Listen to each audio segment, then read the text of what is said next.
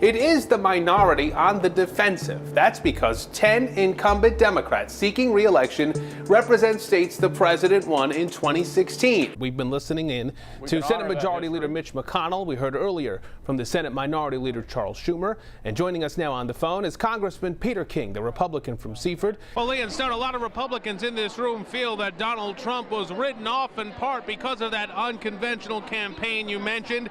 And now they're saying, well, look at the scoreboard. They're feeling confident, but it's a cautious optimism, as we've been saying all night. But why now? After all, the city's own 2018 mobility report shows that motor vehicle traffic into the area in question has actually declined significantly since the year 2000. Well, Stone, you just went through the results there, and believe me, everybody in this room right now knows exactly how tight all of these races are. The two are vying for the state's top elected office. Cuomo points to a list of progressive accomplishments, including free tuition at state colleges and universities, a $15 per hour minimum wage, and a gun control agenda that prompted the National Rifle Association to sue him and the state, slap him with an F rating, and even run ads against his re-election.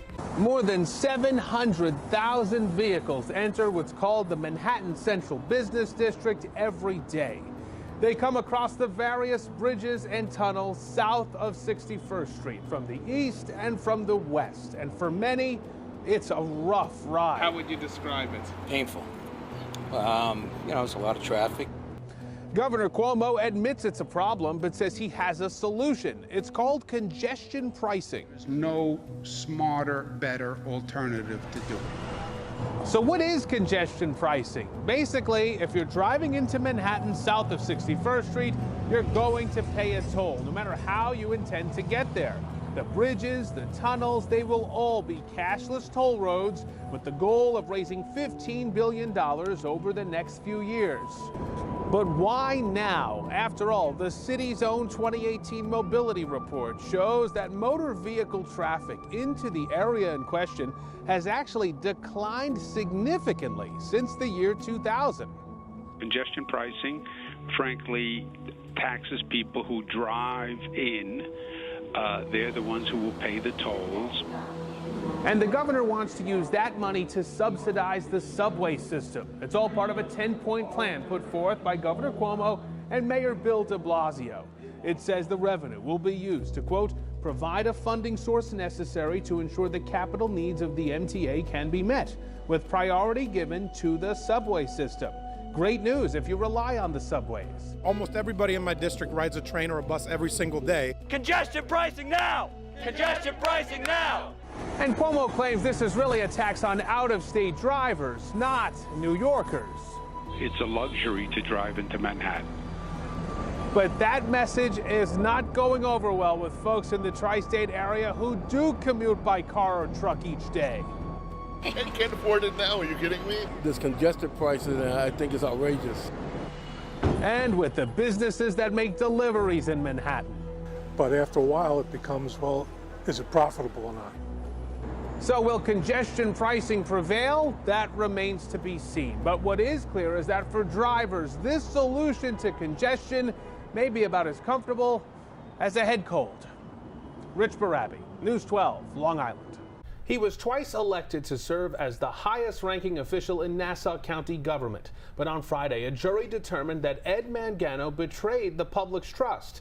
The verdict marked the end of an era for Nassau and the former county executive.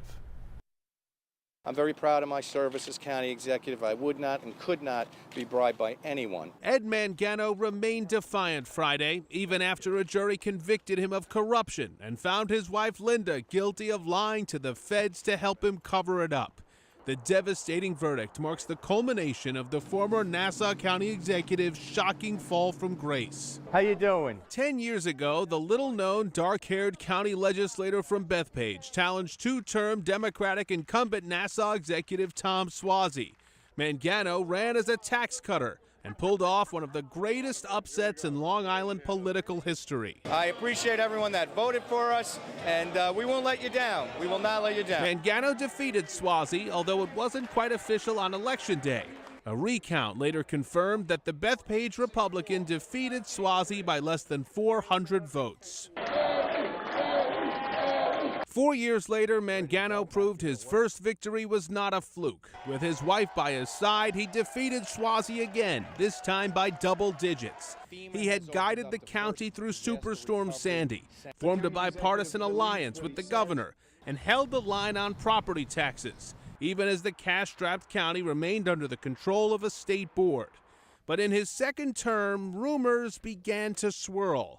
Reports soon emerged that Mangano's longtime friend, Harendra Singh, had been arrested by the feds. Many began to wonder out loud if Singh would sing, and what that could mean for his old friend, the county executive.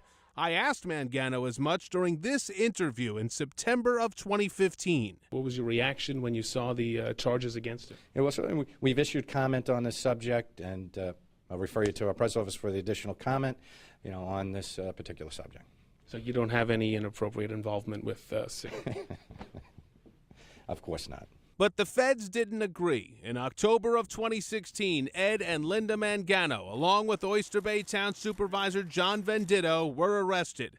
Mangano remained in office but lost his own party's backing and decided against seeking re-election. In 2018, the first Mangano trial began. After 11 weeks, a jury acquitted Venditto. I knew it, and now the jury knows it. Now the public knows it. But the jurors weren't so sure about the Manganos. The trial ended with a hung jury. Federal prosecutors vowed to retry the Manganos, and they did.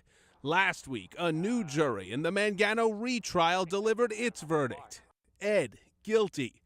Linda, guilty. The man who pulled off one of the most improbable upsets in Long Island politics could only stand and watch as his upset wife wept and vowed that this would not be the couple's final chapter. I guess there's a sense of relief that it's over, but I can't stop fighting for what's right.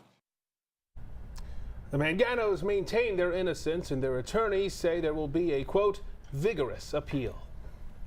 A blue wave. Democrats have been talking about this for a while now. The idea that anti-Trump angst will fuel voters to show up at the polls, take congressional authority away from Republicans, and hand it to the opposition.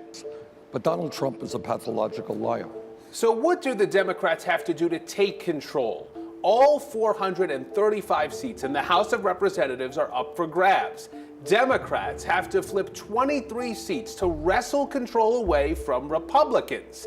It sounds like a difficult task, but even the president acknowledges that history is on the side of the Democrats. Remember this, for whatever reason, the party that wins the presidency almost always loses in the midterm. I don't know what that's all about. In fact, since the early 1960s, the president's party has almost always lost seats in the House of Representatives in the following midterm elections. In fact, there's really only two exceptions. In 1998, Bill Clinton's Democrats gained seats during the president's second term in office, and then again 4 years later when George W. Bush's Republicans gained seats in the aftermath of 9/11. Folks, it's time to get up, lift our heads up, remember who the hell we are. This is America. Let's take back the Senate. The trend generally holds true in the Senate as well, but it may not this year. Currently, the GOP has a 51-seat majority. There are 47 Democrats and 2 independents who caucus with the Democrats. It is the minority on the defensive. That's because 10 incumbent Democrats seeking re-election represent states the president won in 2016, including Deep Red, Montana, North Dakota, and West Virginia. On the flip side, just one Republican incumbent seeking re-election represents a state that Hillary Clinton won in 2016. Don't get complacent. There's an old saying, all politics is local. But in the era of Trump, when the president himself is calling on voters to make this election a referendum about him, they just might. And if history holds true, that could lead to a shift in power in the House and maybe even the Senate too.